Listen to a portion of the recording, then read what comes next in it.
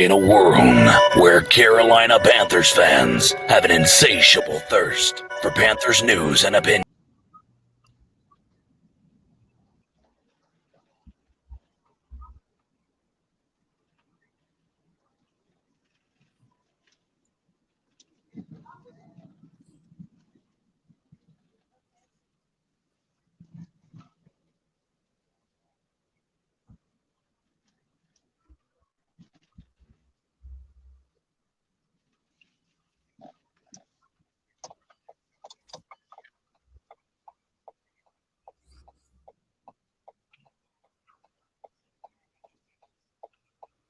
I can hear y'all.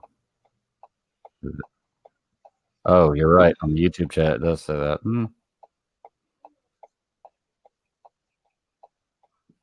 Can nobody hear us either?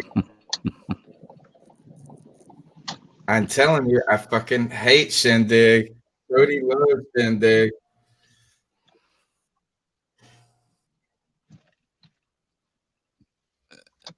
Hey, everybody, hold on. Tony and oh, go ahead and say something. Okay, well, what's up, man? What's going on, T3 fam? This is the Bat Daddy. We're going through some technical difficulties right now, trying to get this shindig up and running. CK, can you hear us? I can hear you. Am I able to be seen? Me and you were able to be seen. Tony and Cody are connecting as far as I can see. Actually, no, it looks like Tony's back. All right. Yay. Now right. We just got to wait on Cody. I'm telling you, Cody has been so excited about blasting into this shindig. Good Lord. And it's a pain in my ass. I tell you that. What the most pain in my ass is live streaming. They can hear us. Hopefully, Cody Lashney will be back in a second. Tonight's episode of Super Bowl week makes for sad Panther fans as we conclude the 2019-2020 season.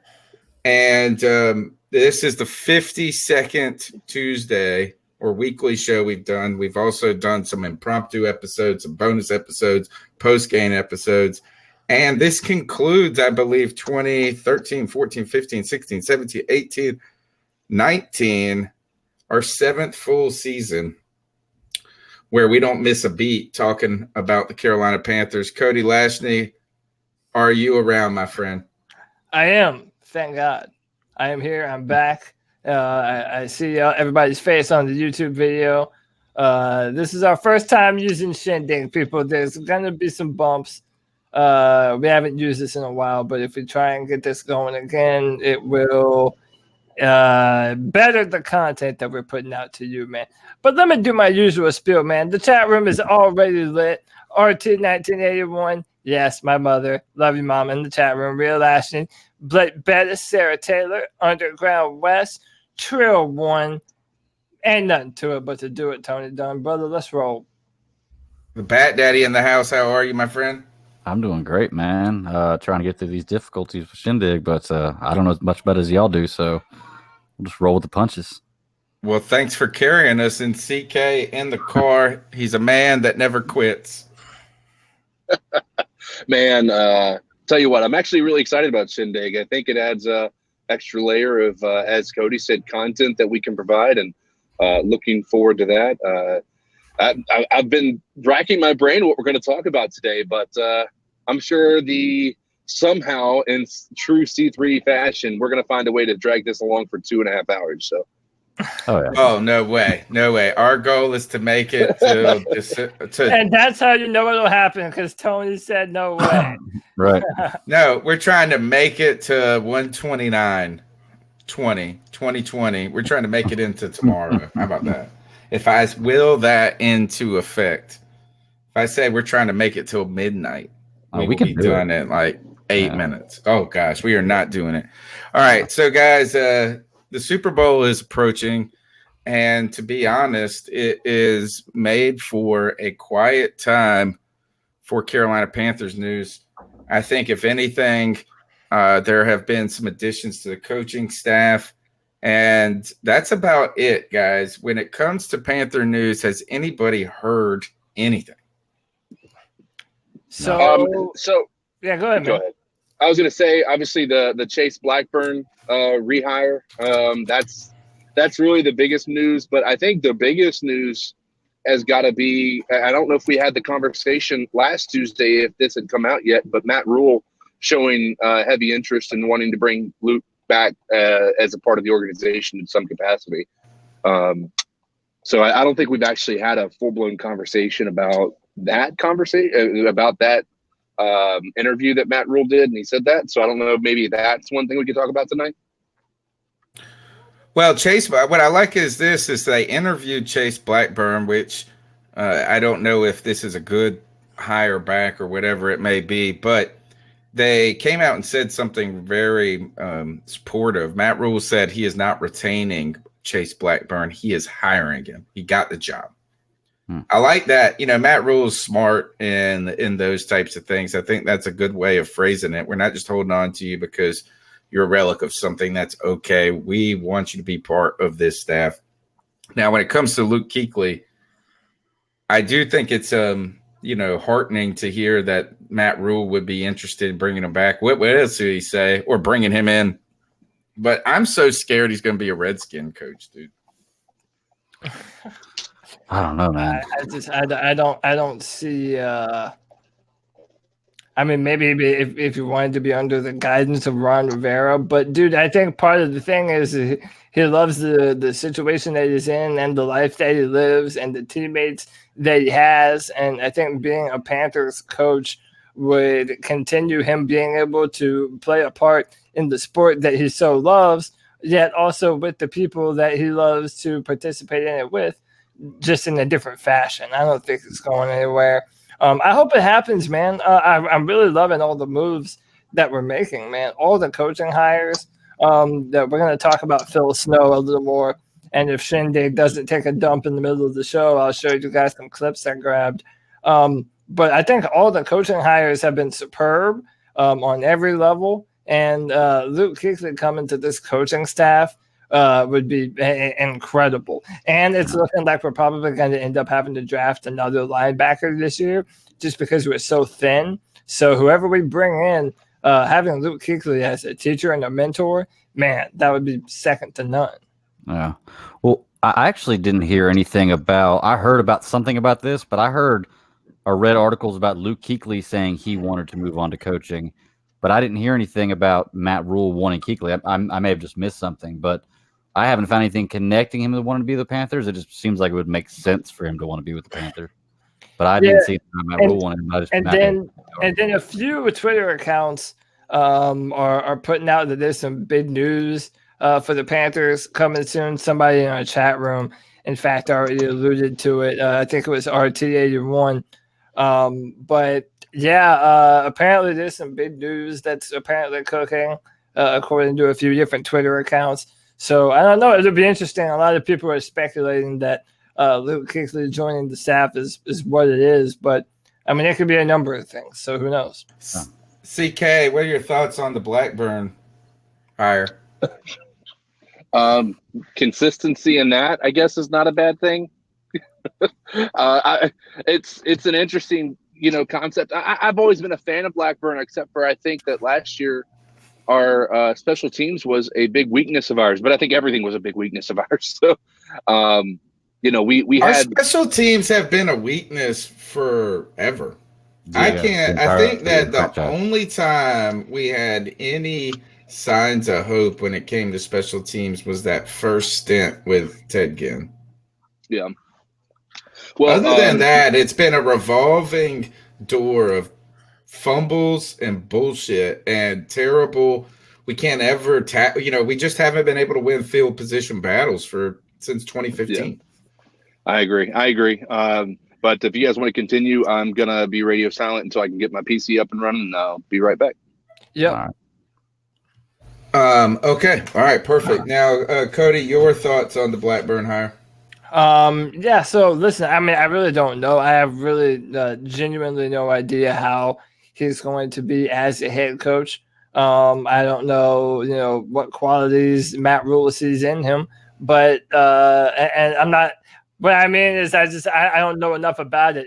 If he won the job, if he thought that he was worth the hire, then I trust Matt Rule's judgment. I mean, I'm on that that train of, I have no reason to doubt Matt Rule yet. I mean, once the season goes on, you guys know I'm going to give you my clear-cut opinion on everything. If I think the coaches are doing well or not, we're all going to do that. But right now, like I said earlier, all these coaching hires have been really tremendous. I think that we've done better than any NFL team right now during this period in hiring a new staff. And I'm not just being like a Homer fan. Like, I really do believe that. So I think that if Chase Blackburn, some people are better coaches than they are players. So I'm hoping that that's the case with Chase. And I'm looking forward to seeing what he can do. And maybe we can have a pretty solid special teams unit for once. Oh. All right, so I guess the other news is, or not news, but Phil Snow is kind of in the news, and he addressed the local Panthers media today in a conference call. And, he has, I was listening to, I live in a college town, and they had the baseball coach come on for East Carolina and do essentially that first year, whatever it is, the opening press conference, right? Where they, for the boosters and people that buy the table or whatever. And he said that he was going to go do a lot of talking, but not say anything. He said, I'm going to do a lot of talking, but I'm not going to say anything. So I feel like that's kind of what we get with these coaches right now. And so, what are they really going to say at this point, this early in the stage, about what they see in the defense going forward? But what Phil Snow sounds like is, and both Matt Rule, they both sound like they are adaptable and flexible, is kind of at the heart of their football philosophy. I'm just worried, like some of it seems like so all old ball coach talk is like, we're just going to play fast and physical. And play, but I guess that's what you got to say, right?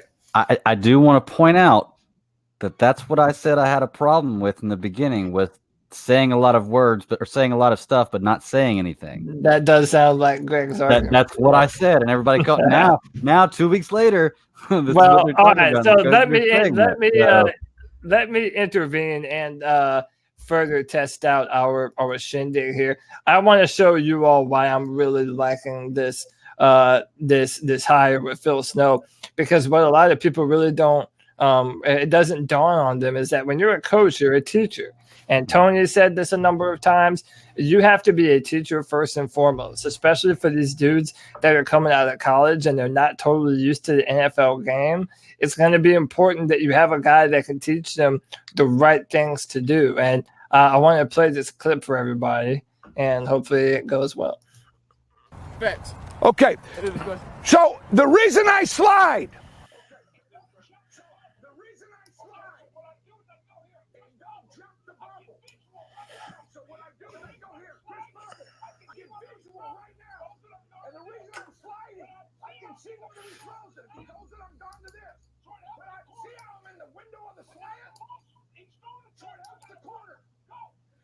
Is there any volume, guys? I hear it.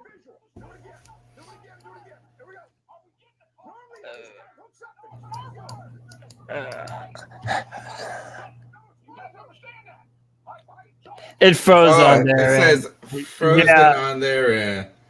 Well, no, no, not us. So it's the video. I think it's when I do the layouts. So, well, let me pause this. Okay. So yeah, I think it's just when I transition. Let me try it one more time, and then if it doesn't work, then I'll try and play it normally. Thanks. Okay.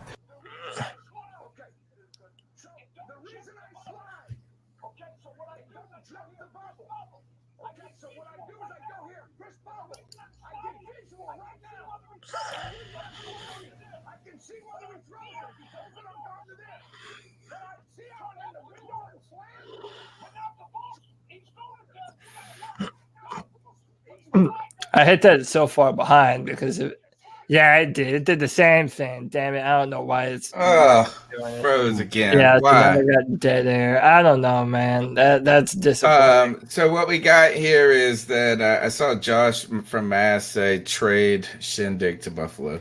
Yeah, yeah, we might have to. I don't know why it's doing that. I feel like maybe if I played it normally,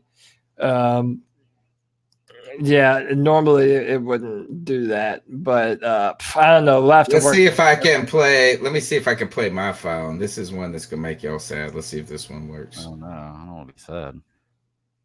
But is that contract with McCaffrey going to get a little bit ugly here? Yes, absolutely, for a variety of reasons. One, Chris McCaffrey is a businessman first. This is a guy that was on the forefront of, I'm not going to play my bowl game because we'll see if it even works. Like, I feel like we're watching it and nobody else is seeing it. To me, he was seemingly healthy. YouTube chat's behind, so limited risk of injury. it looks like it's playing on YouTube. Number 3. Yeah, it is playing. Agent Joel Siegel represented Chris Johnson. Chris Johnson, after his 3rd year, had a nearly preseason-long holdout for the Titans and dramatically changed the running back market in 2011. Signed for about $13.5 million per year when the market was basically 8.6. Given that you've got a whole new coaching staff, new offensive coordinator, strike while the iron is hot, particularly as a running back. I expect this one. All right, so look, the video worked for me, Cody. Yeah, so Alex Stark brought it up, and I know that's what it is. Once we try and enlarge the video, it freezes and it doesn't play, and it was doing that before. But all right, so do you want me to try the Phil Snow video again? And don't one last time for our viewers who cannot get enough of Phil Snow's frozen self. Well, we'll see. Okay. So the reason I slide and don't jump the bubble. Okay, so what I do is I go here, Chris Bubbles. I get visual right now. I don't know why I hear it as and the reason I'm sliding, I can see whether he throws it. If he throws it, I'm gone to this. But I see how I'm in the window of the slant, so it helps the corner. But now if the ball, he's throwing it there, you got to what? Go. But you slide, get visual. Do it again. Do it again. Do it again. There we go. Yeah, it works. Normally, if this guy hooks up at 5 yards, are we getting a post behind it? No, it's Marlboro. All right? All right? But you guys understand that? All right? So, but if he goes shallow across, we could be getting what over here now? Post. So I will help you guys with route combinations, all right? But if you make a mistake, where do you make a mistake? No, yeah, you're deep, driving the what? The dig. We don't get beat on the what? Post. You guys understand that? So as you can see there, man, yeah, Phil Snow is a coach.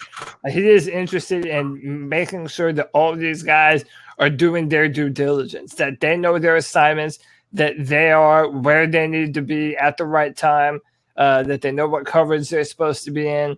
I mean, you really, you could show a clip of anyone coaching and try and glean things of what they're saying, but I can kind of tell from his voice that really there's a dedication to excellence in the craft that I think Phil Snow kind of demonstrates. So I'm happy about this hiring. Alex Stark says Phil is all about that smoke. I 100% agree with you, man.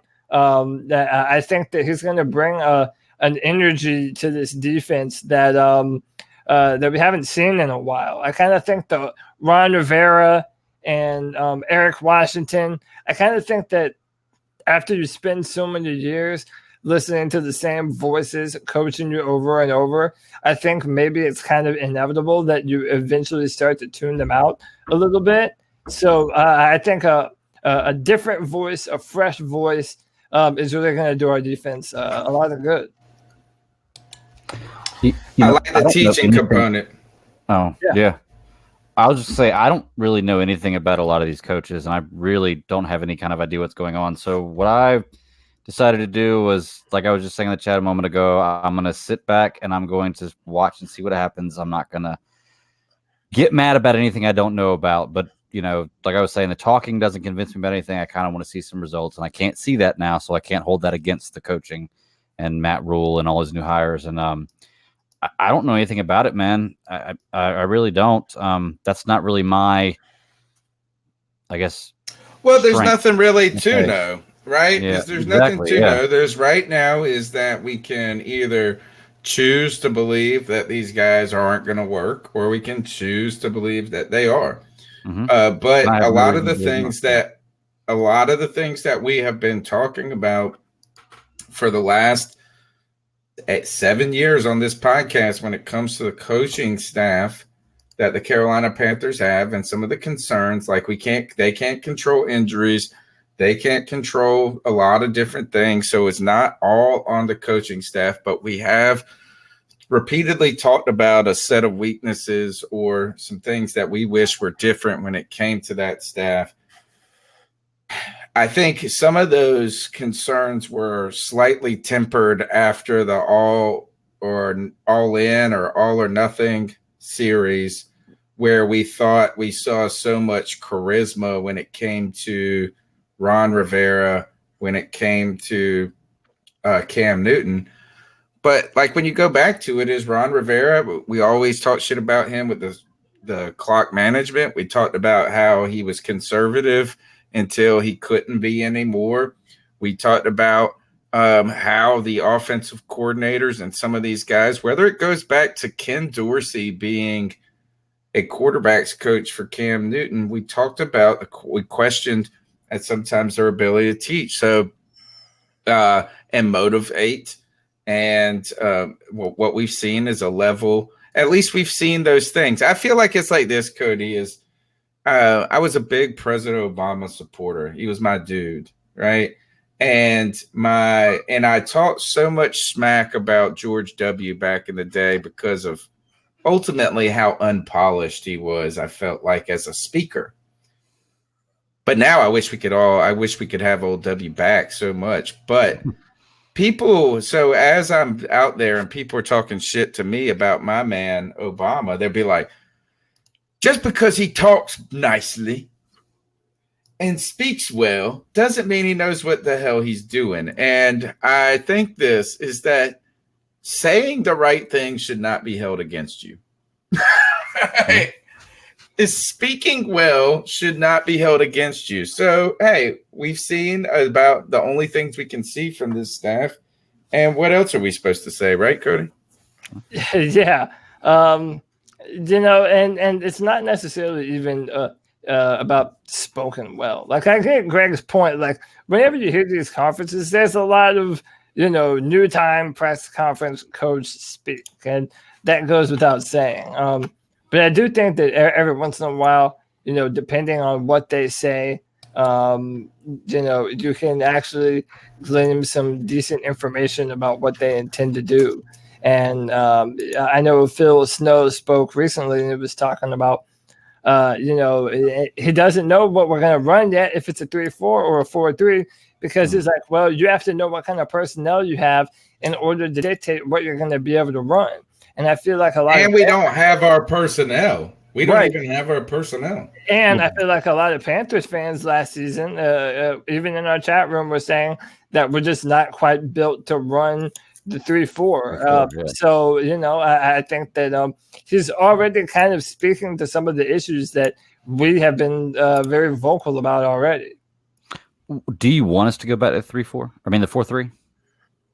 To me, I'm kind of like I'm hot or cold. To me, it doesn't matter. I think that you can build a really effective defense using both of them. I would probably say that a 3-4 is easier to draft for and build, but I think a truly dominant 4-3, like what San Francisco is running right now, is probably, in my estimation, the best defense that you can field. But you can do them both and be able to stop the run and stop the pass if you're coached effectively. Yeah, I agree. when it comes to the going back to the 3-4 or the 4-3 is, do we have a bad taste in our mouth for a 3-4 scheme because it didn't work well, where we, not, instead of it truly not being effective, we struggled against 3-4 so much as offense over the last whatever. I felt like Pittsburgh always destroyed us. We had trouble against, who else was it that ran a 3-4? Denver, obviously. Yeah. So, and we had some problems with that.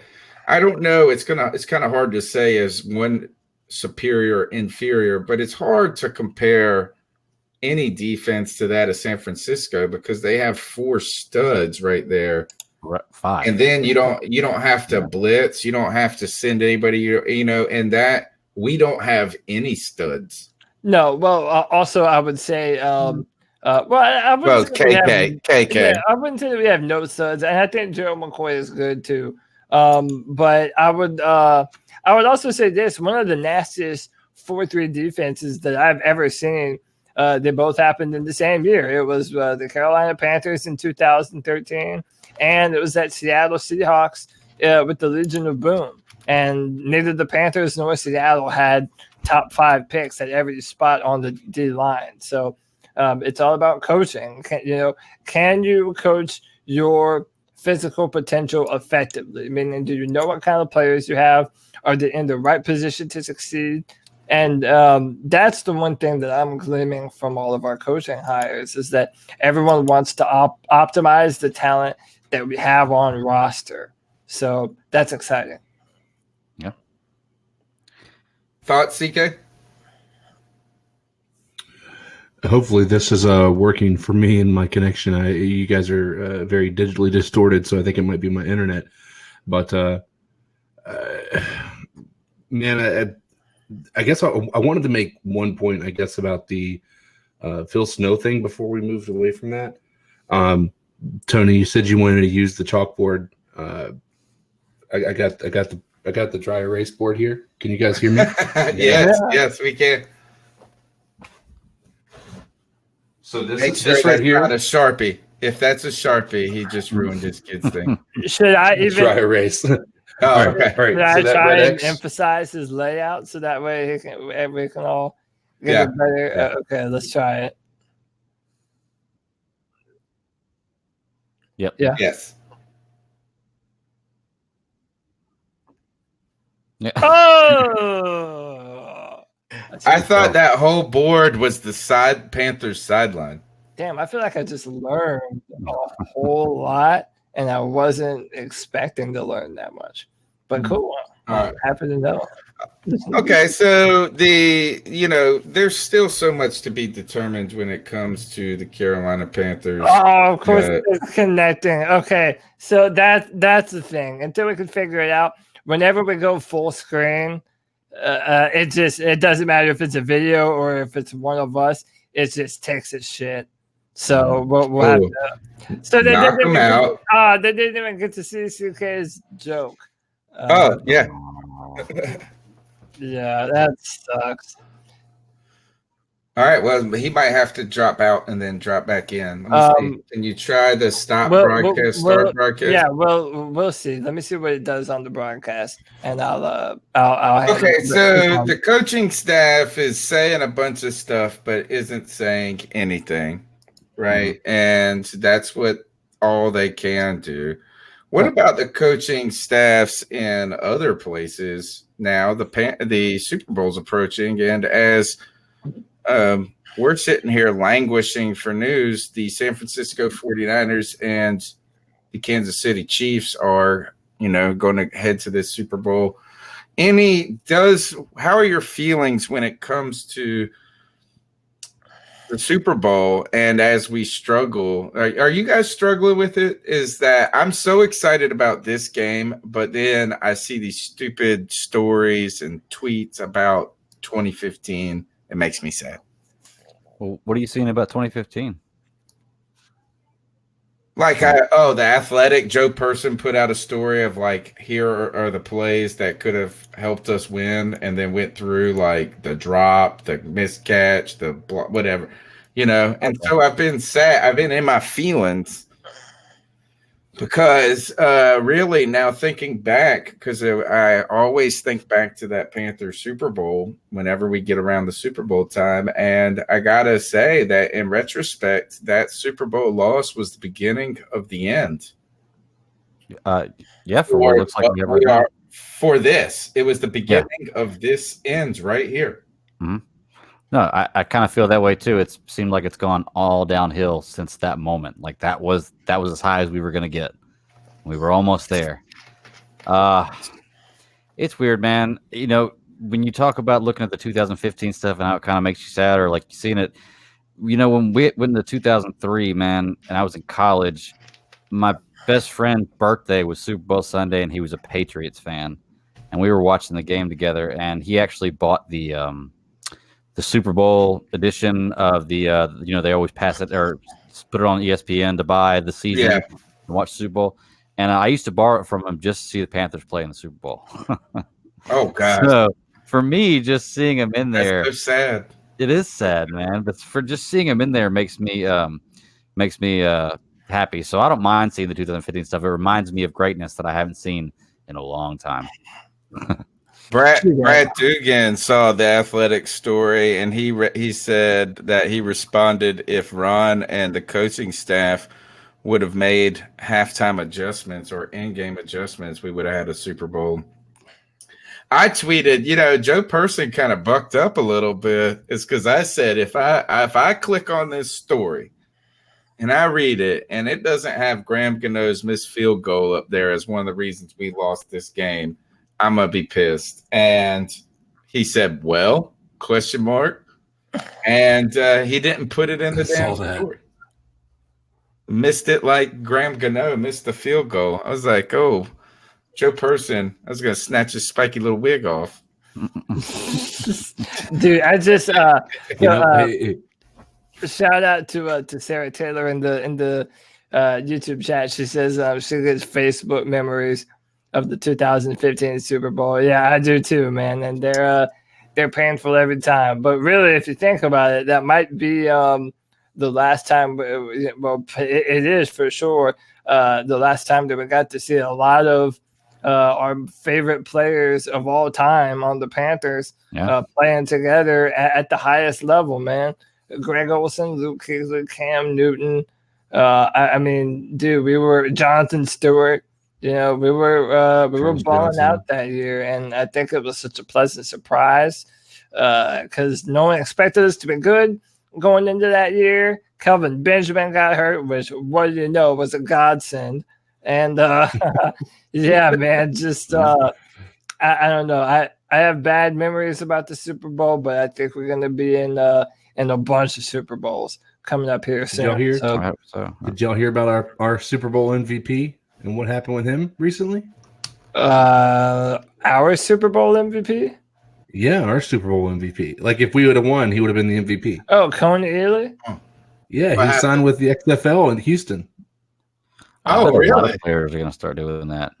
Yep. I predict a lot of players who are having trouble playing the league are going to start. I wonder why he didn't work out. You know, how do you go from having like the most? He had the same exact game that Von Miller had, essentially.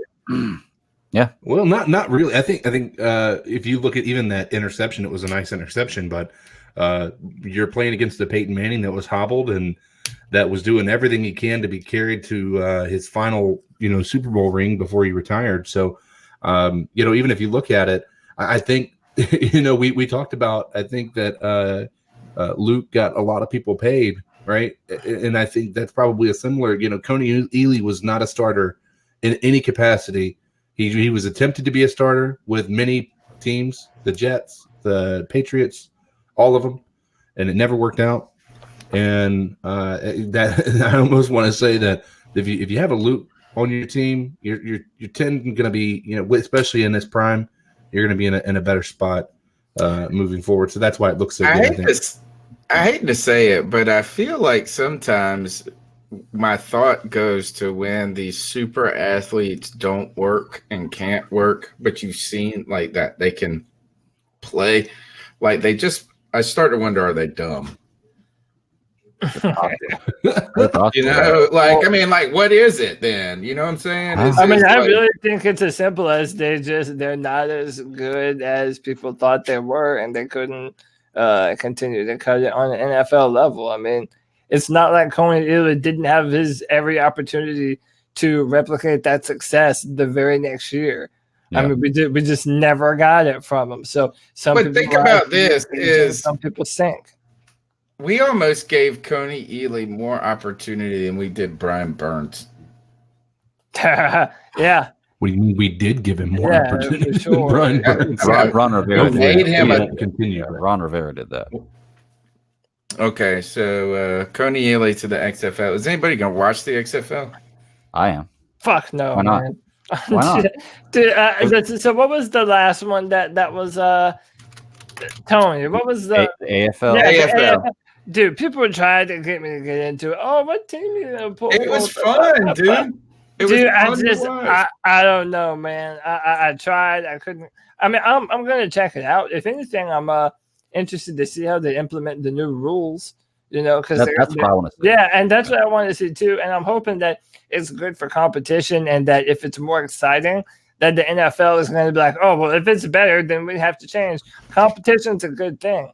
You know, I know that they're never going to rival the NFL like that, but if it causes the NFL to be better officiated or just a better, more fluent football game, then yeah, of course, that would be awesome. It's AAF. Tommy Doc Barton. Yeah. What did I say? AFL. I think we both said AFL. Yeah, but it's AAF. I like the one thing I like about these leagues is that just guys that there's just not a lot of room on pro rosters. Yeah. Now, and so it's all about, you know, who the XFL, who's going to be really good at identifying talent from it probably is Matt Rule. He's like, I'm out there recruiting. He's going to be out there recruiting in the XFL because that's how he does it. He's got to go find these athletes that could be coached up. But let's go. I do want to just remind guys that this show is brought to you by The Athletic this week. And you can go and read the sad story by Joe Person about how these plays, the Panthers could have ultimately won the Super Bowl. I think we all need to lobby for the Graham Gano missed field goal, the doink 44 yards that could have made it 13-10 and slowed the momentum, made it a field goal type game, could help the game plan a little bit instead of having to try to win it all. And at the end, you can go read about that at The Athletic. It's a fantastic – they have the best writers when it comes to the Panthers right now, particularly with local media markets and newspapers, should I say, struggling to find their way in this new digital era. The Athletic has made a sports page for sports fans. It's a subscription-based program or site, and no ads, and they have live Q&As. I know, CK, that's what you're into, is that you get to interact with these beat writers. Not only are they good, but you get to speak with them, and they speak back when it comes to The Athletic. Oh yeah, and so there was an experience that I had where I asked a question to Joe Person, about this was in the midst of the season. Kyle Allen was doing a stand-up job, I guess you could say, of holding down the fort, as well as a backup of his caliber can be. And Joe decided to do a Q&A, and so I typed in there, what is the general feel? Let's forget about what people are saying because we know political talk, right? What's the feel of the locker room? And, he said just basically just avoidance, a sense of avoidance. People are avoiding the conversation. And so I thought that was really cool that you can actually have that direct communication with the people standing in front of these players with the mic. It's definitely worth reading up on because I think it's a more intimate way of reporting. So definitely worth every bit. Each subscriber gets a personalized feed of stories, live Q&As, and more. You just get the Athletic app, pick your favorite teams, follow them, and all of a sudden you'll get the best coverage tuned in for your interest. Make sure you go to athletic.com/overtime. That's the promo code overtime. go to athletic.com/overtime, all lowercase, theathletic.com/overtime. I'll say it one more time, theathletic.com/overtime. I feel like I have. You guys listen to podcasts, don't you, CK? Yeah, absolutely. You hear that one ad and it's just like /needle. And I'm like, oh my God, I've /needle. Keep on, yeah. Right. Oh gosh. That's the all right. That's our plug for the Athletic. All right. So we've talked a little bit about Phil Snow. Oh, is here. I saw another story on the Athletic. Since we'll just make it the Athletic moment right now, is Jordan Rodriguez put up a story that said, and here's the title: as Matt Rule and his staff evaluate Carolina's roster, these intriguing young players merit a closer look. Here are the names that she's intrigued by, that she thinks that this coaching staff should be interested. F.A. Obata, Jermaine Carter, Marquise Haynes, Christian Miller, Curtis Samuel, Greg Little, Ian Thomas, Alex Arma, Dante Jackson. Are any of these names that interesting to you? And who is it, Cody? Yes, a lot of them. I mean, most of those dudes were guys. I mean, Greg Little was drafted last year. Yeah, the dude's gonna a lot of these guys have to get the benefit of the doubt. We need to see who they develop into. I still think Christian Miller could be a damn good pass rushing outside linebacker. And he even had his hand in the dirt some at Alabama. He had 8 sacks his final year. The dude has talent, man. It's just, a lot of good players never got enough snaps under Ron Rivera. So we're hoping now we do have the coaching staff that can get the most out of our young players, because we have not done that well for a very long time, man. Either guys are still developing or they don't develop at the right trajectory, and it just ends up stunting the growth of our football team. But I would say that most of those guys, I don't think you named any big time free agents, but for the most part, it's now up to this brand new coaching staff to take the talent that's on roster and see what you can do with it.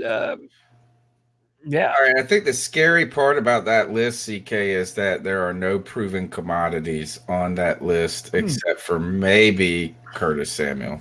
And I think that's even a stretch to say. Can we, and I'm not about to be this guy who's trying to create a copycat type of endeavor here, but would you have said anybody on the 49ers team was a proven commodity outside of Kittle? What, last year? Maybe Sherman, but last year, before this year. I mean, you look at that. I mean, they had a lot of potential talent, but nobody actually showed up every single play, every single game. Sherman seemed to look like he was in the back end of his career on a downward spiral. And, now we find out that, with a few tweaks here and there, these guys put the pieces together the right way. You can create dominance with the most mundane pieces as long as they're put together correctly. So it really does, boil down to coaching. So, but at the same time, Solomon Thomas, Nick Bosa, and those boys, they all of a sudden that came around pretty quickly. I think a lot of people were forecast. Do you remember? I think Solomon Thomas was on the trade block last year. Yeah, and let's talk about this. Yeah, go ahead. I was going to say, let's talk about it. If you want to talk about outside of the big QB pickup, this year and the 49ers last year are eerily similar, right? You had the pieces that should have been together. I don't think it's, and what I mean by that is they had Solomon Thomas that was drafted that year, right? Am I wrong on that? 2 years ago, I think. 2 years ago. Yeah. And then last year they had a high draft pick, which was Joey Bosa. Yeah. And all of a sudden, they had a quarterback go down early in the season. Yeah, Nick Bosa, my bad. Had a quarterback go down early in the season, and that tanked their season. And then they had a high draft pick, and they got Nick Bosa. Now, granted, that was wait. How many Bosas? They only got one Bosa. No, Joey and Nick. Joey was on the Chargers. And Nick. They got both of them. No. He's The on Chargers got Joey. The 49ers got Nick. Okay. Yeah. Forgive me, I misspoke earlier.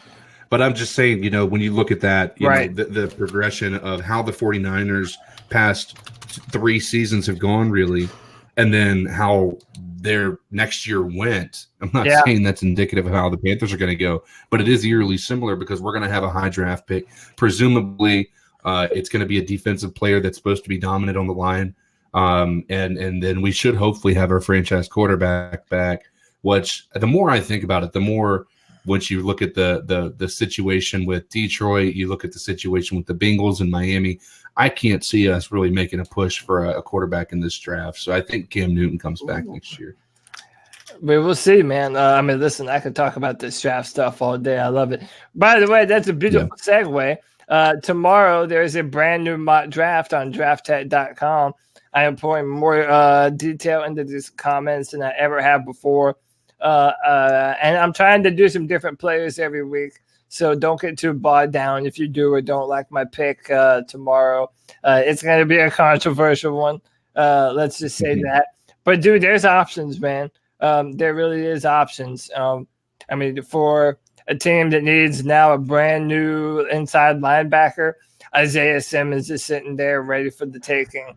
If we need another run stuffing defensive tackle, Derek Brown. I mean, he's been given to us in so many mock drafts by these NFL guys. It's crazy. And then there's even tackles, man. Andrew Thomas, Tristan Riffs.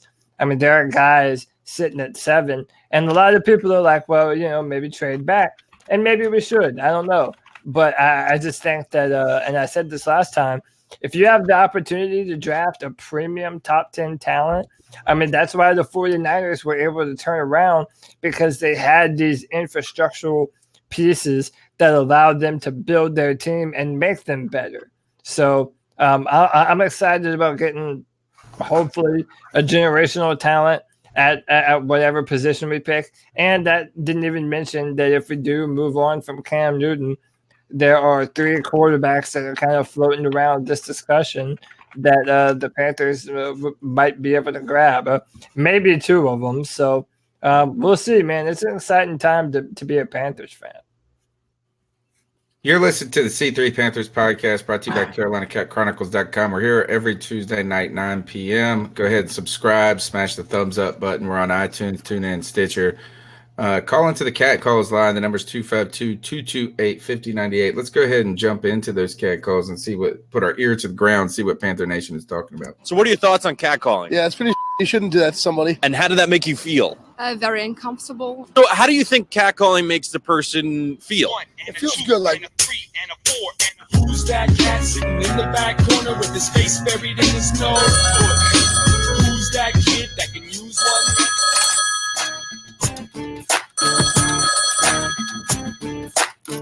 one? Yeah, it's Joey Esquivel. I can play blind. Well, I can't talk today sometimes. I got a cold and it's that time of night. But, yeah.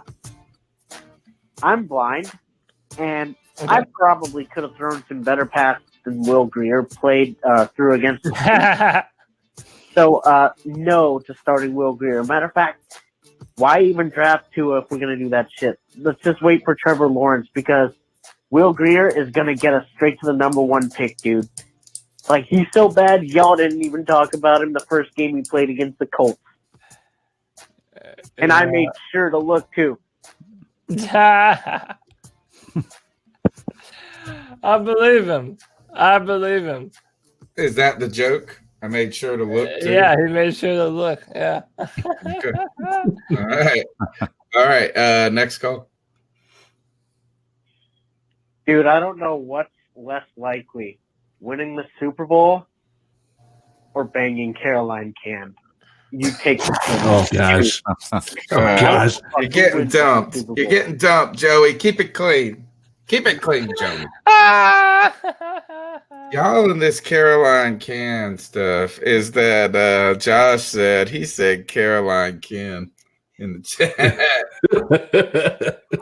No, somebody mistyped it, and I think he was joking about that. How about all y'all need to back off anyway, because that's my boo thing.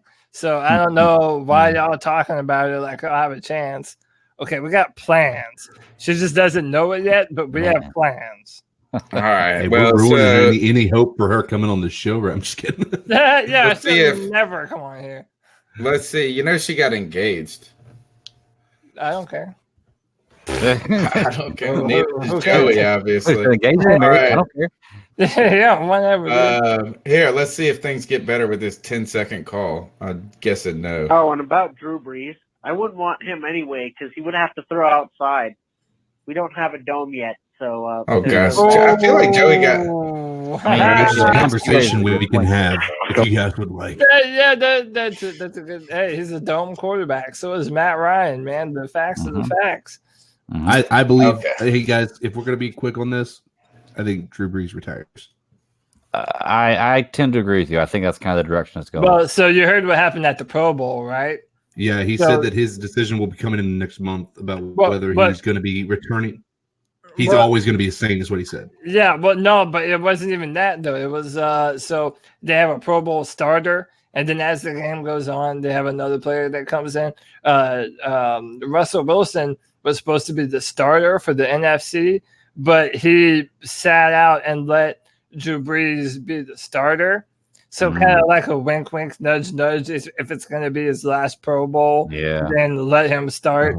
Yeah, I kind of think the writing is on the wall for that. But good riddance, dude. Whatever, man. They had a good career. I mean, aren't you scared? Aren't you? I mean, I'm more scared about him retiring now that Taysom Hill can be a franchise quarterback. Dude, there's a reason that he's a gimmick. There's a reason that he's a gimmick. I mean, I think it's a smokescreen. I think they want Teddy Bridgewater all the way. They're just trying not to put his draft or his cost up any higher than it already is because they would lose so much leverage if they thought that Taysom, if they thought Bridgewater was the only hope. There is a reason that Taysom didn't get a chance to play in those 5 games. The calls are off the rails tonight, but there is a good, I think it was Alex Stark that pointed it out in the chat room, and he said that we have hired Jake Peets as quarterbacks coach. Does that sound right? Jake Peets. And he heard, and Jake Peets is associated with Alabama and was Tua's coach. The plot thickens. So they're planning on giving Cam another quarterback coach. If it is indeed Cam Newton, then well, it's not Scott Turner, that's for sure. Yeah, but it doesn't really matter. Listen, listen. I can't go super in depth on what specifically our quarterback coaches do for Cam Newton. But Joe Brady is the only one that matters to me. Cam Newton's fine. He's throwing motion, all that. I'm not worried about that. Joe Brady is the one that's going to be calling the offense, and his offense is superb. So to me, it doesn't necessarily matter a whole lot about who the quarterback coach is. There was a few updates. Pat Meyer is our offensive line coach, and Jason Simmons is our defensive back coach. So, yeah, we've got a few new hires. Have they actually hired a linebackers coach, you said? I have not seen anything about a linebacker coach, no. Interesting. Tommy Doc Martin says, yep, Tua's coach in 2018. And Brad Dugan says there is a lot of buzz and noise around Phillip Rivers to the Buccaneers. Really? Bring it. You guys want to know who I honestly, and I'm not hoping for it, but who I can see going to the Bucs? Who? Tom Brady. No. Dude, look at this. Look at it from this perspective. You have Mike Evans. You have Chris Godwin. Yeah. You have the beast of the Brees retiring. Horrible. Drew Brees. You have Bruce Arians as your coach, who is a very quarterback-friendly coach. Yeah. if they can, I'm just saying. Yeah, you eliminate Jameis Winston from that equation, they have a very dangerous offense. They're one really good running back away from being one of the best in the NFL. See, I see exactly what you're saying there, and you're right. You're absolutely right. But I would say the same thing about the Chargers too. I mean, the Chargers, you got Keenan Allen, you got Gordon, Benjamin, whatever the guy's name is, and I mean, you got Melvin Gordon back. I mean, you've got a better offensive line and a way better defense. I mean, I think I think if he's looking for a place to go, it's looking for a quarterback, especially if they're getting rid of Phillip Rivers. I would have agreed with you about San Diego because that's where Los Angeles Chargers, but just because he's from there, you got to go through who do you got to go through, right? You don't have to go through anybody. The Chiefs. But you talking about team wise? Yeah. And I think here's the thing. I think the coach is going to be a big deal with this whole thing, and I mean, I'll just be honest with you. I don't think the coaching in San Diego is going to push Tom Brady over the edge of wanting to leave New England. I don't think San Diego's that close either. No. Like, I don't think they're just one quarterback away from all of a sudden. I think now, who are you more scared of, White Jameis or Tom Brady? Oh, I think that's so. It's you've got to say Tom Brady because Tom Brady can, command an offense very well. But Jameis can throw that ball, deep. I mean, granted, he throws it to a lot of the wrong players, but Phillip Rivers is White Jameis. I think that the Tampa Bay Buccaneers. I think the Tampa Bay Buccaneers should sign Phillip Rivers and Jameis Winston and start one home and one away. Or one on even downs and one on odd downs. I'm into it. Yeah. I mean, if I'm a betting man, dude, I say Tom Brady is right back with the Patriots. They're running back for one more go. Josh McDaniels is still there. I don't know. I don't buy. There aren't too many teams to go to that need a quarterback that are a quarterback away from being able to go to the Super Bowl. I think maybe if there was a team, it might be the Chargers, just because they have good pieces on their offense and they have some good defensive players. But yeah, I don't know. I don't think who is Phillip Rivers going to go to, and all of a sudden they're a contender. Well, see, that's the thing is, I think with players like Phillip Rivers and Tom Brady and Drew Brees, these guys who are older but are greats, I don't think anybody's looking at them as being the future, the piece they need. Kind of like they did with Peyton Manning, Denver did with Peyton Manning. I don't think there's teams looking for that. I think teams are looking for a stopgap, and who better to train the guy you draft this year than a Drew Brees or a Tom Brady? Sit behind him for a year, and then, I mean, the best quarterback in the NFL, arguably best quarterback in the NFL right now, sat down for the first year behind somebody. Aaron Rodgers sat down behind somebody for a while. There's a lot to be said about somebody who sits behind a good quarterback and learns. Yeah, 100%. 100%. And it's what the thing that's going to keep Tom Brady away from Tampa Bay is all those problems they have with like MRSA and shit in their locker room. Tom Brady ain't going to fuck with that. I don't think his lifestyle with his wife is a Florida lifestyle. Of course, I guess you could say something about that. From what I've heard is somebody was talking about the Carolina Panthers. Apparently, she works in North Carolina all the time. Is that somebody told me that? I don't know if that's accurate or not. No idea. I've never heard that. Nobody can see that skinny bitch anywhere. It's like she's so skinny, you miss her everywhere. This is where all y'all is that give me Cam's new baby mama over all them girls. What the heck is that whole thing about him? So he got is there a third woman involved? What the heck's going on over there? Dude, it's so much rumors. I don't know what's true. Apparently, he had a baby while he was still with Kia with another woman. I don't know. It's all. That's why I think it's that girl, man. Yeah, I don't know, man. Like, I just don't know if I believe. I'm not saying it didn't happen, but I don't ever see anything certain. But apparently, she's removed him from all his social media shit. But she's done that before, and it ended up like not being anything. So who knows, man? Let's go to this call. Let's see. Have I played this one? What's going on, C3? It's Theo from Asheville. I haven't really been calling in as much, but I'm definitely still enjoying the show. You guys are having some great debates about the off season.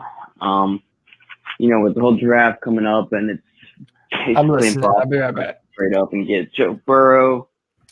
I do like the Tua option, or I was kind of thinking, which I don't really know why nobody's mentioning, is the Andy Dalton option. He's going to be a free agent this year. And, if you're just looking for a stopgap, somebody to fill in for a year, I don't really think he's that bad of an option. If you're going to lose Cam, maybe get some draft picks out of that.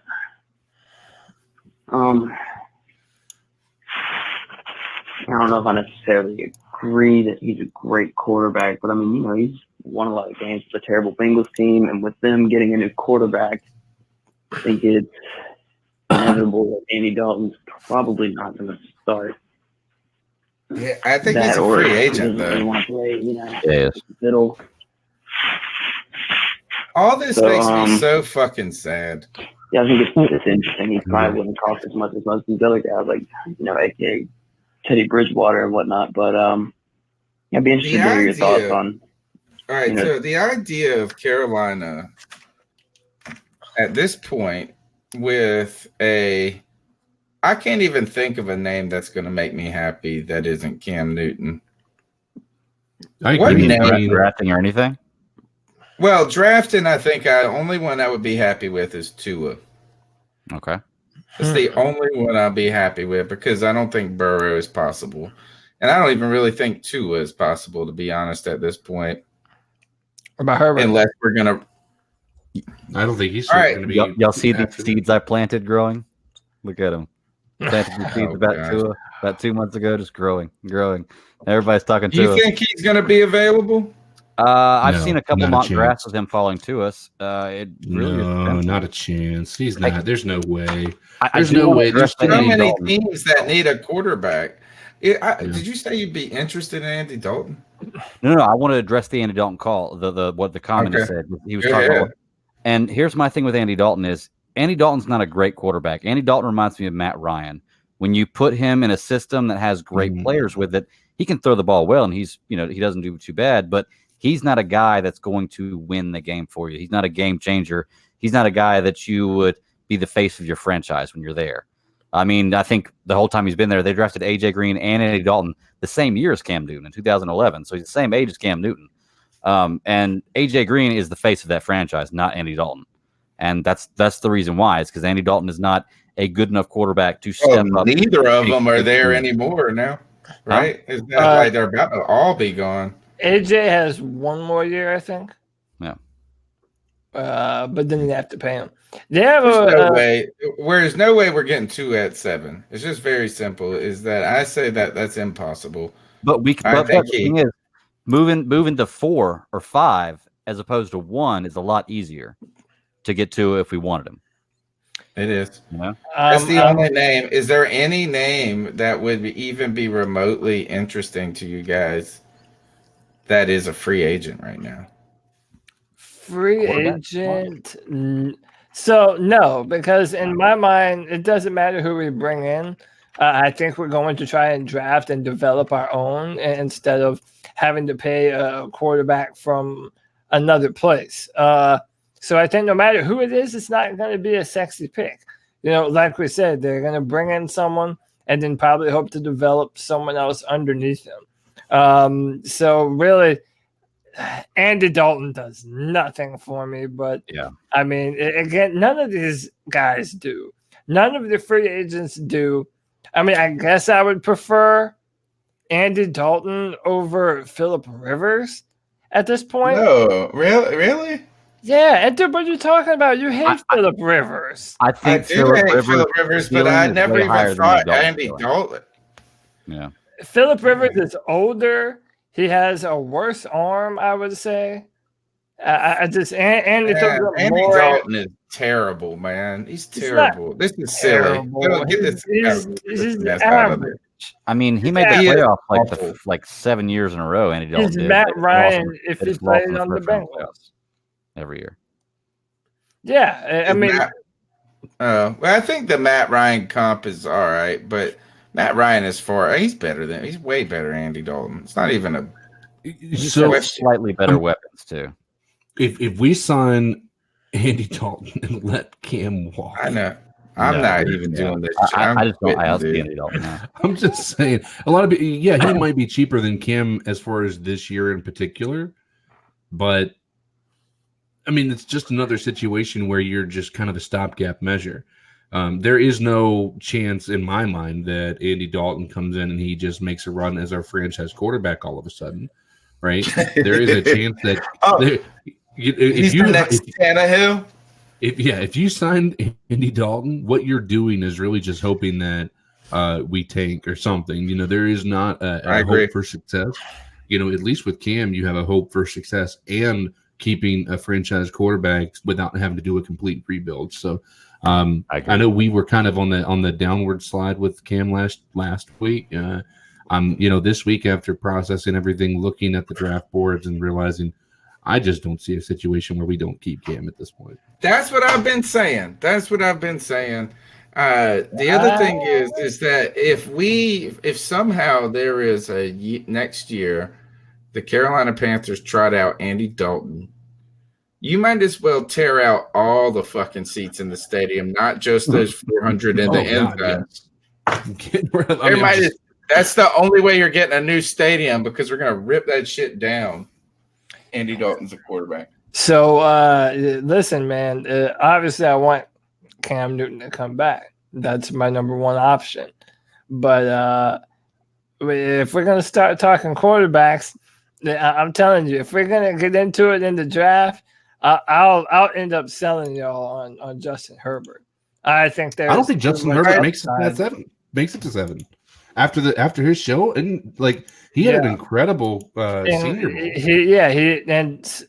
He did awesome, man, and he was did most of it from under center, throwing lasers. He was throwing passes with accuracy and touch.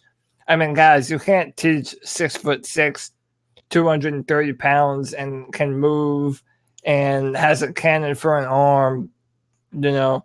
So here's the situation. Okay, you have Cincinnati guaranteed to take Burrow. You have Detroit, who is saying that they have an issue with possibly Stafford not being healthy and him having a much more serious issue with his injury. So let's even take them out of the equation. We fast forward to Miami. Miami's going to be on the market for a QB. So there goes, within those three options, there goes Burrow and Tua. Now guess who's number 6? LA Chargers. Yeah. Who did they just say they were moving? They're moving away from. So they're moving again. So they are now the third team, possibly the fourth team in need of a quarterback within the top 6. I don't think he gets down to us, honestly, especially after his showing in the Senior Bowl. I think there's a good chance you're right, man, because I'm sitting here looking at all these mock drafts, and Tua and Justin Herbert and Joe Burrow are all going really, really quickly. But you got to remember too, there's a ton of quarterbacks on the market this year. Like, there's never this many quarterbacks on the market this year, and all of some of them are old. If Miami or the Chargers take one of these quarterbacks, that changes the whole game up. Yeah, so it is possible, depending on what happens in free agency. That is what I'm hoping for. To be perfectly honest, that because again, this is all predicated on what happens with Cam. So I mean, obviously, if we're not moving on, then who cares? We get Cam Newton back. But I think something important to remember is that if we're in love with the quarterback, and if we see there's a scenario where the teams ahead of us that need one didn't necessarily fill that need in free agency, then we're talking about looking to call Washington, call Detroit, call the Giants, and see who's willing to trade. I think if you want to grab one of those dudes, if you're in love with them, go get them. Especially if you think that's the franchise, then 100% go get them. Yeah. Look at so Alex Stark had a pretty interesting comment. He said someone had a thumbnail of Herbert in a Panthers jersey and helmet, and it looked official. If you look at Herbert, he looks like he's from LA. He is going. I mean, just if you look at from a pure comfort position, I think LA is where he would prefer to be. He looks like he should be there. No. What's the weakness of his game, Cody? What's the weakness of his game? Oh, Herbert. So listen, Justin Herbert is everyone's going to knock him for his consistency. Really, he was kind of the same quarterback all 3 years that he played. There was never a giant jump. His decision making at times isn't there. He holds on to the ball a little bit too long. But I want to preface this. And in 4 years of being a starter at Oregon, he had 3 different offensive coaching staffs that all did different things. He was in the pistol his senior year. He was in something called a Gulf Coast offense the year before, and then a completely different one the year before that. So you're talking about year after year, he was asked to do something fundamentally different than he was asked to do the year before. Add on top of that, they ran from the pistol, but they also did a lot of getting the ball out quick to his first read on bubble screens and stuff like that. But then they also had plays where he had to go through progressions and read the field. And sometimes his judgment would lapse. And I kind of think that's because he was asked to do both things part-time instead of one of them full-time. But he's an incredibly intelligent dude. When you listen to his interviews, he's mature. He stayed for another year to try and grow and become better as a football player. I would have no problem drafting Justin Herbert. There are players that you just bet on, and I would have no problem betting on Justin Herbert. Okay. I watched just his highlight tape. That's it from this past year. And the 2 things that I saw, well, one I didn't see. One was he did tend to look like, a college quarterback, they all do this, is that they have a guy that they're trying to go to. And look, why is it saying that we're already running out of time? I swear I made it for longer than this. So, guys, we're going to actually wrap up the show pretty quickly because Shindig is kicking us like crazy out of here. But I thought he was he looked a little too hard at that first read all the time. And the other was just something that was absent from the tape, Cody. And that was, I didn't see the deep ball. And I know that you mentioned this when we were talking on Twitter or whatever, that's a system thing. But still, I didn't get to see it. And, it's a kind of a special – the deep ball is a special thing, and it's something that we've been lacking in Carolina. And a lot of teams that have quarterbacks that can't throw the deep ball find themselves quickly limited. Yeah, I don't know what highlight video you looked at, but I would personally say that's his specialty. I think that's what he does best. When you look at his career highlights, the dude has a cannon for an arm. He can push the ball downfield, especially on seam throws. Man, he can throw the ball right down the seam, and he throws with great ball placement. He's able to anticipate throws and throw receivers open. And he did not have a good receiving core at Oregon. Like, there were not a lot of players that were very tall or very fast, I find. So I feel like he really didn't have a lot of trust in that offense. So he would kind of be hesitant to throw the ball because he didn't know if his receivers had enough separation or if they were running the right route. I don't know. Something just seemed off.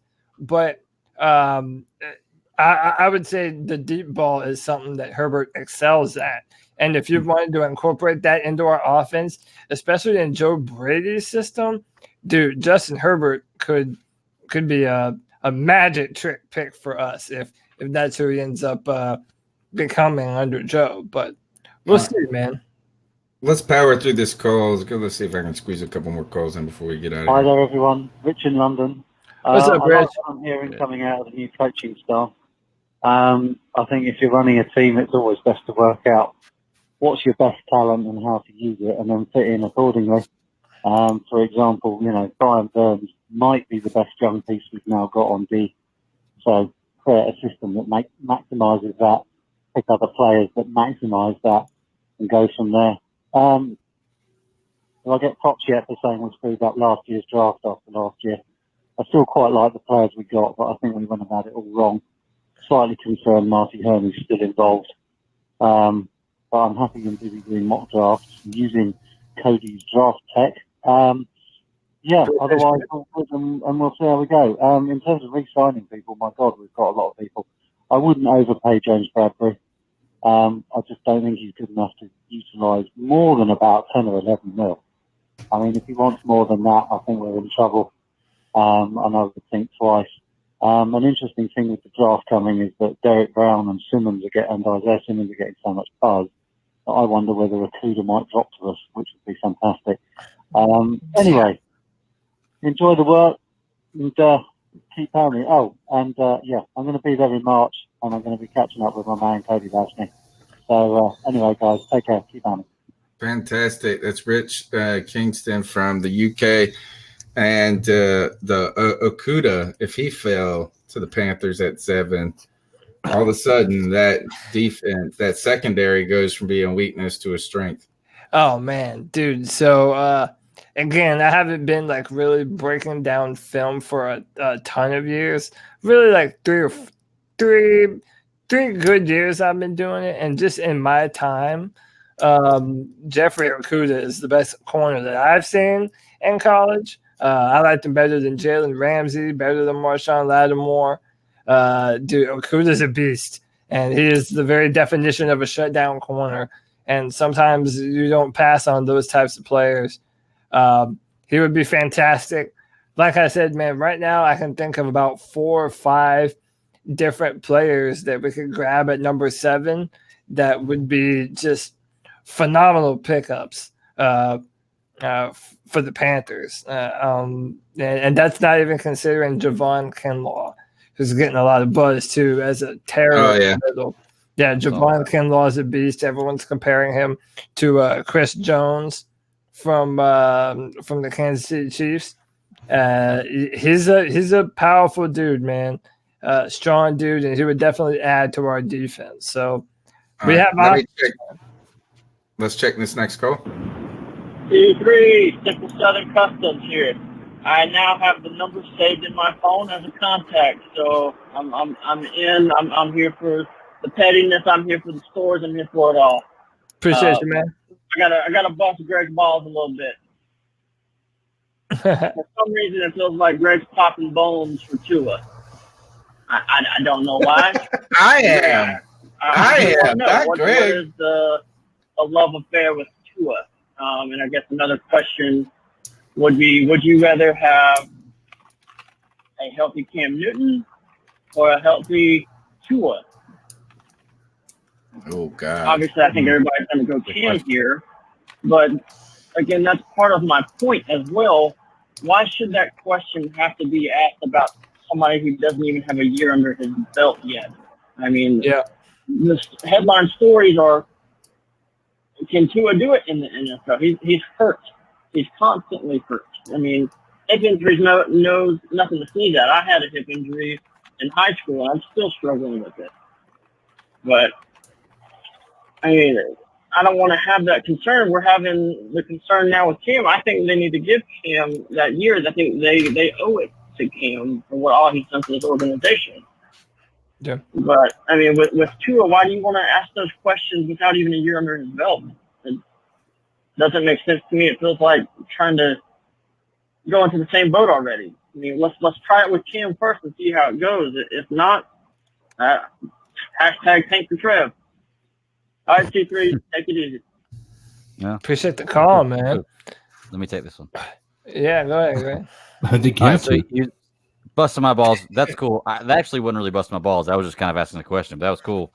No, I don't have a thing for Tua. I do think he's an amazing quarterback because he's putting up stats that are comparable to the best quarterbacks in college football, and he's not even playing most of the time in the fourth quarter. So he's playing, 75% of the time these other guys are playing, and he's still putting up these numbers. It's insane. But I agree with you. I think that it is risky because he is injury prone. You don't know what they're going to be till they get to the pros. And I've said that before, that the thing I think we should do is stay with Cam. I just don't know if that's what they're going to do. I'm a realist. I'm not an optimist. Like, I know what would be nice, but I look at what I think is going to happen. And that's why I've been talking about Tua, because it just seems like that's the play they're kind of Carolina's going for. So that's my thing. But anybody else? Well, I think for me the look is that there's nobody that's I won't say is I love Cam Newton. I want to see Cam Newton hoist the Lombardi and Bank of America. But over the past couple of months and since this injury and the bizarre nature of his kind of exodus from the Panthers in the season, you know what I'm saying? Like this weird distance and like whatever, this is just a lot of weirdness around it. And then you get the chatter of Carolina moving on, thinking about this, moving on. Then you get the news that Cam would rather go. Like we talked about this for hours last week about why, the reasons that Cam potentially might not be in Carolina. So I think for me, the thing with Tua that is exciting is that you see these young quarterbacks out there, Patrick Mahomes, Deshaun Watson, even the old hat now, Russell Wilson, who's the old hat of the, came in after Cam. There's an excitement there. And I think that for me with Tua, that I really believe that he would, like, if it wasn't for this injury right here, I still don't even know. I still think a team might take Tua over Burrow. Possibly. And I want to point out, too, that when we're talking about comparing Cam and Tua, Cam's been pretty injury prone the last couple of years, too. So would you rather have a guy, this is just, arguing to decide, would you rather have a guy who's 10 years younger and, has some of the same, maybe the same skill set, but is just as injury prone? Or, and also Cam's going to be cheap next year, but the new CBA is coming out. So if you're going to get a quarterback and have him for that 5 years in the first round deal, now's when you're going to want to do it, because in 2 years you may not know what the CBA is going to do for rookie quarterback. Yeah, there was some great points, but let me differentiate. They are not similar skill sets almost at all. With the amount of rushing ability that Cam had, you're not going to use Tua necessarily the same way, which is fine. You don't want to use him that way. I think he's more like a Russell Wilson. Dude, I think you always say Drew Brees. Yeah, he's a more athletic, more mobile version of Drew Brees. Now, when I say mobile, I don't mean. He's taken off sometimes. He can do it if he needs to, if there's an open run lane.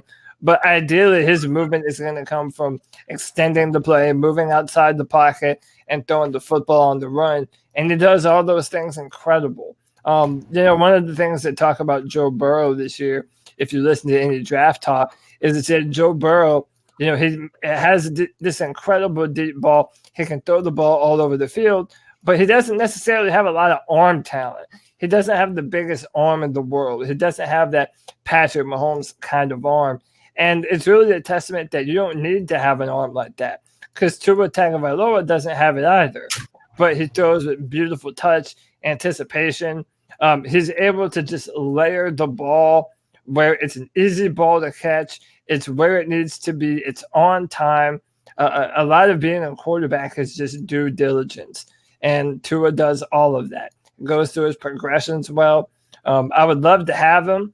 He's not very comparable to Cam in style, but like our caller said, it is a legitimate criticism. If you cannot stand up to an SEC West schedule, why is there any reason to think that you're going to be able to hold up better in the NFL? Like, it's a legitimate question, and it's not one that I'm willing to just brush off, and no one should either, because it is a real concern. Well, you would also hate for you to be paralyzed by the ankle, two different ankles. And then, if the hip is a real concern, like if it is going to be like a degenerative type injury or really has changed the way he is going to perform in the future, then let's have that discussion. But those ankle injuries, while they were there, is like they also like repaired him and he came back and played. And I would just hate to, if you have an opportunity. It just really depends on what the Panthers want to do. Do they want to? Do they see Cam Newton in do they see Cam Newton in a Carolina Panthers jersey beyond 2020 is the real answer to how we approach this. If it is kind of, yeah, franchise, yeah, maybe extension, yeah, then let's talk about getting some other players. But if you have some real concerns about Cam Newton beyond 2020 and you're the Carolina Panthers management and the Tepper's in on that, I would not, you got to strike when you have an opportunity. The question is, I don't know if we're close enough to get him. It's going to cost us. But I do like to I think he is a pretty much a proven commodity. And, I think he would be that's the only name at quarterback I'd be interested in. Yeah. And then Brad Dugan in the chat mentioned Trevor Lawrence. And listen, I'm a Clemson fan. Everyone knows I would love Trevor on this team for the next however many years. But there's just no guarantee. Nothing's guaranteed. There's no guarantee that we're going to be in the position to draft Trevor, which is probably going to be the number 1 pick, or let alone even have a top 10 pick. If we're picking from 11 to 15, it doesn't matter. That's out the window. It's a bad season that isn't bad enough to get the guy that you want. So, I don't know. And that's why I really think, people are going to say now, like Greg was pushing Tua down people's throat. I'm pushing Justin Herbert. I'm not pushing anyone right now. All I'm saying is that I think that if we're going to consider drafting quarterbacks, I think people are really down on Justin Herbert for a lot of the wrong reasons. When you dig a little bit like I don't do my quarterback rankings like everyone else does. Every year, my top quarterbacks always look a little bit different than everyone else's. I was higher on Dwayne Haskins last year than a lot of other people were. I still think Dwayne can be a good quarterback. But I really do think that the people that are judging Justin Herbert too premature kind of need to look at some of the context behind the criticisms that they're hearing. Because I think there is just so much upside to Justin Herbert that if the Carolina Panthers were going to move on, he's probably not going to be the highest rated. Well, we know he's not going to be the highest rated. So, if that's your guy and Tua's gone to Miami or Detroit, whatever, go get the guy. All right. We're kind of winding down the show. The Super Bowl is on Sunday, and the 49ers and the Chiefs, to me, this is one of the most exciting Super Bowls, and I feel like we had this conversation a little bit last week on the show, is that the Super Bowls have not been particularly intriguing to us as fans, whether it be, the Eagles and the Patriots, having to watch the Patriots against the Eagles, the Patriots against the Falcons. And, there really hasn't been anything that has been all that embraced us and drawn us in. But this has to be the best Super Bowl matchup I can remember in a good while.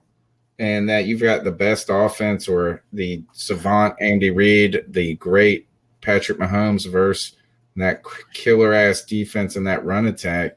There's a little bit of something for everybody when it comes to the Super Bowl. Absolutely. I'm excited about it, man. It's a battle of two different styles of football, and I'm interested to see that. Who do y'all think is going to take it? Is the question. I got the 49ers. Yeah, I think defense wins championships. I think I don't know, dude. It really is tough, man. Yeah. Like I'm pumped. Well, you have a really good defense from the Chiefs, so it's really hard to do that. But I think when you look at, I hate to bring it up because it's bad memories, but the Panthers, we had a really good defense. We had a very good offense, and we were going against a team that had the best defense and an okay offense. Right? It was managing. It was working. Yeah. Well, now you have the Chiefs, who I think are similar to the Panthers 2015, where you have dynamic, explosive offense that can score on any play, and then you have the defense that you can trust. You didn't have to worry about them, which is the Chiefs, and then now you go to the 49ers, and you have a team that's very similar, except for I think they're a little more explosive on offense, but they have a pass rush that's going to be able to get to Patrick Mahomes in a hurry. But as I said last week, I think that this game plays well into what Andy Reid and Patrick Mahomes do best, which is the screen pass and the check down. There's going to be like 1,000 screen passes in this game. So? Oh gosh, yeah, it's going to be. They're going to have to very well be disciplined because that's the only way that the 49ers come out of this. And I think that this is the team to do it because they've been disciplined all season. There's been a few mistakes here or there, but that offense, even an interesting stat that I heard on Pat McAfee show was when a team is behind, the QBR, the best quarterback in the NFL from playing from behind, Jimmy Garoppolo. Jimmy G. I mean, yeah. I believe it. I think that's also That's what his porn star girlfriend said too. but That's one of those things where stats may be deceiving for you. I think I'm not sure. well, but no, I agree. Well, look, if they put up. Mine too.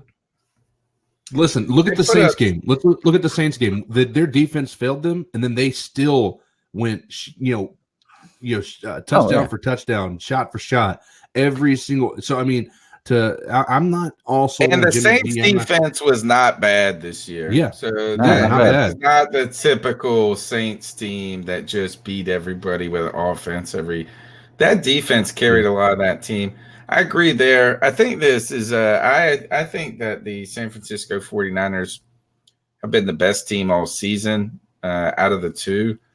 If you could take away Baltimore, which the playoffs did, is that probably leaves San Francisco with the best football season in totality after Baltimore. But when it comes to the Chiefs, though, is that they had some problems early on, but they've really just gotten better and better every week. The defense has gotten better. Patrick Mahomes has recovered from a dislocated knee, and he's out there balling.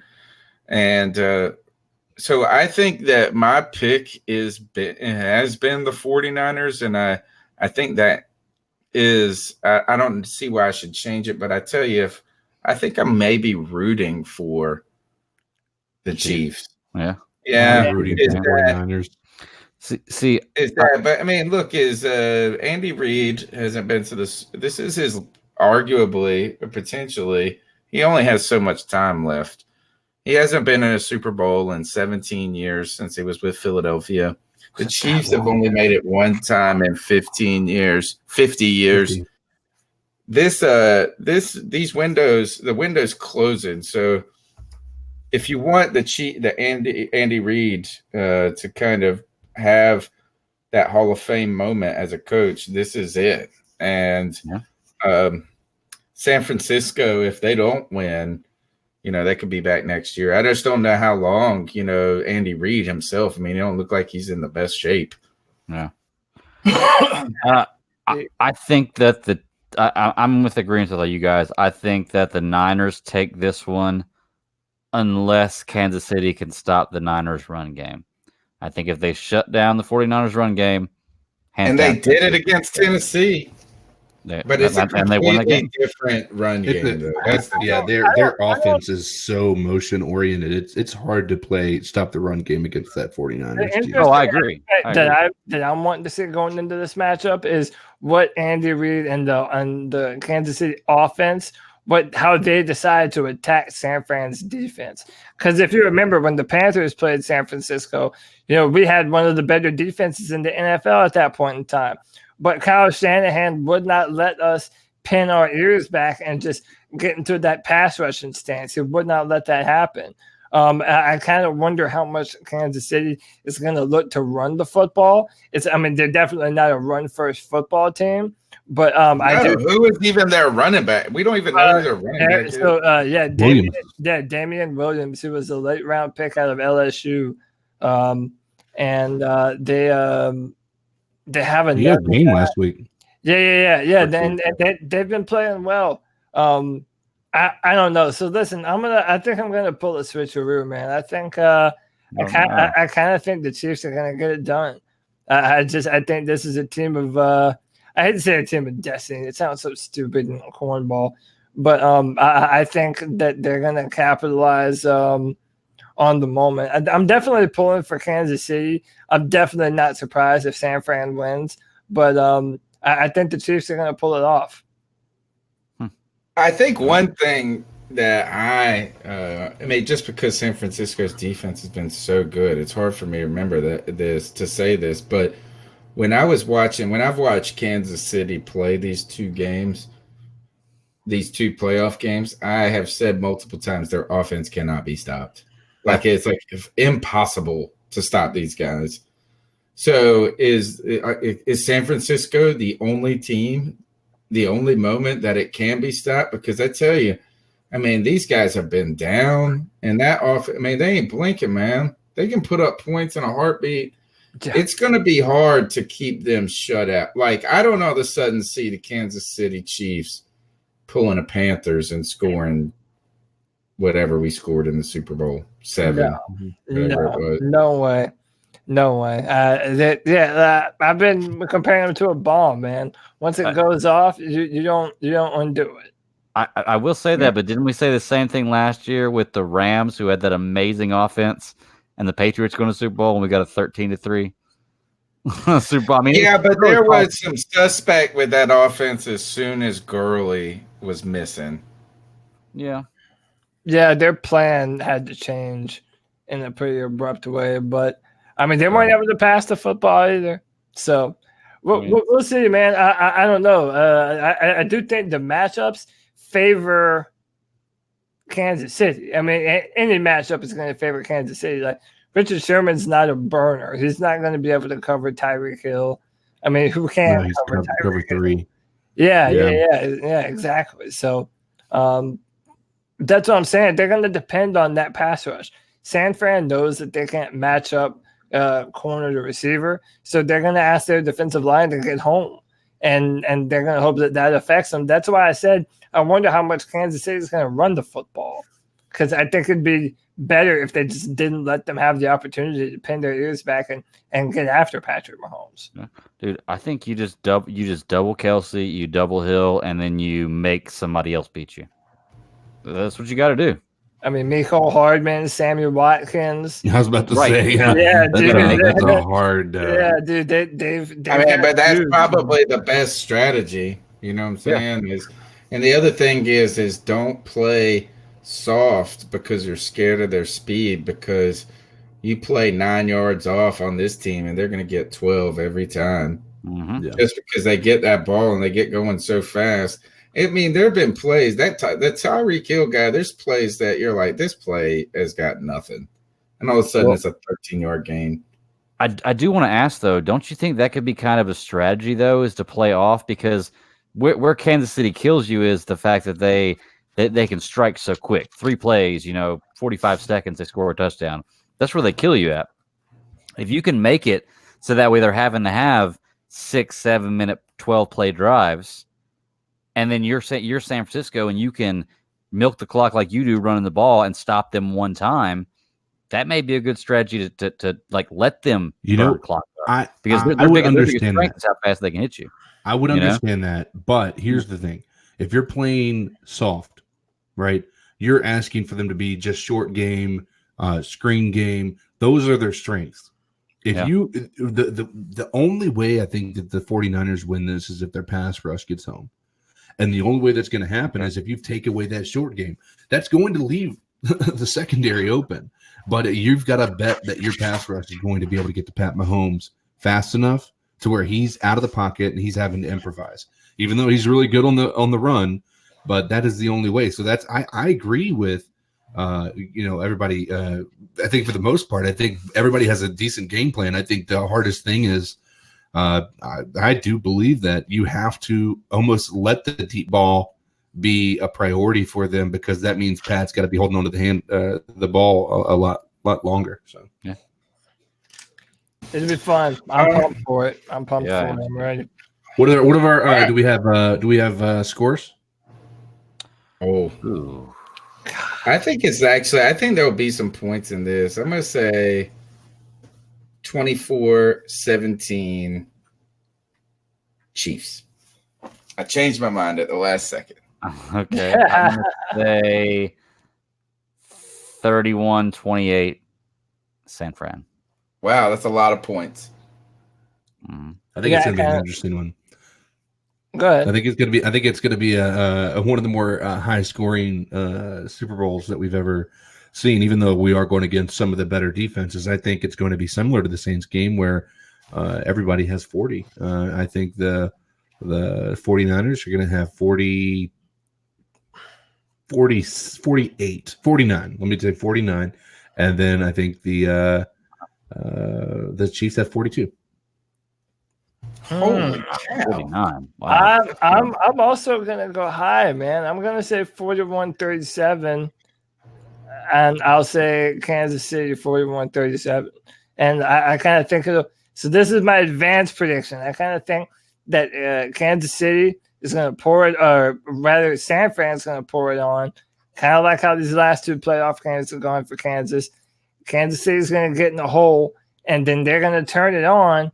And they're going to get the lead on San Francisco, but I think San Francisco is going to be able to match them and be able to punch it back and be able to put points on the board. I mean, George Kittle is a monster, dude. I mean, that is a weapon. And more importantly, Kyle Shanahan knows how to use those weapons.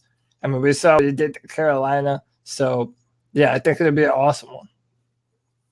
All right, you're listening to the C3 Panthers podcast, brought to you by CarolinaCatChronicles.com. We're live Tuesday night, 9 p.m. Cat Calls line is 252-228-5098. Go ahead and call in to the Cat Calls line over the next couple of days. Maybe CK can put together and we can put together some things that, give you a little taste of some of the things that we couldn't get to tonight in tonight's broadcast. Let's go ahead. I think we've talked, pretty much about Panthers and what's going on with the Super Bowl, and there's really nothing else I think pressing for this evening other than the ice up picks. And that's where the longest running segment on the C3 Panthers podcast, where we tell someone to ice up, toughen up, get it together, our homage to Steve Smith. Guys, has anybody got a burning desire to start the ice up picks tonight? Yeah, I think you do. Or sorry, go ahead.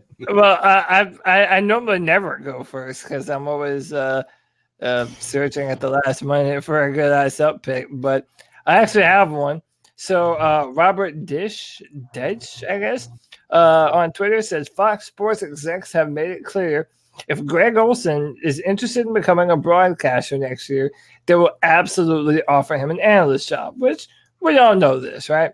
But then Omar Kelly, who is a beat writer, he has a check mark. I've seen his name a bunch before, replies to this, quote tweets it, and says, someone is going to have to explain to me why every former athlete allowed to get a TV job is a tight end, which doesn't make a damn bit of sense to me because when I named them off the top of my head, I think Tony Romo, Troy Aikman, Booger McFarland, there aren't really a lot of Jason Witten. I think he's thinking Tony Gonzalez. Tony Gonzalez, Jason Witten. Shannon Sharp. And Jason Witten was terrible. So I know, but I think that's part of it is that he saw that, and I think that honestly, I think that's probably the only one that he could probably recall. If I'm being honest with you, so, I think. I agree. Yeah. No, you're.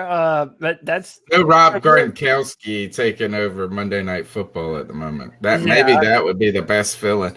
I heard that ESPN is ready to back up the Brinks truck to get Tony Romo. I'm sure. Yeah. Tony or Greg Olsen, but yeah, Tony would or Peyton Manning. Peyton Manning said that he would be willing to go. Yeah, Peyton Manning is another one that's good at it. But so I'm icing up Omar Kelly for this dumbass tweet. But you know what? I'm not the only one icing up Omar Kelly.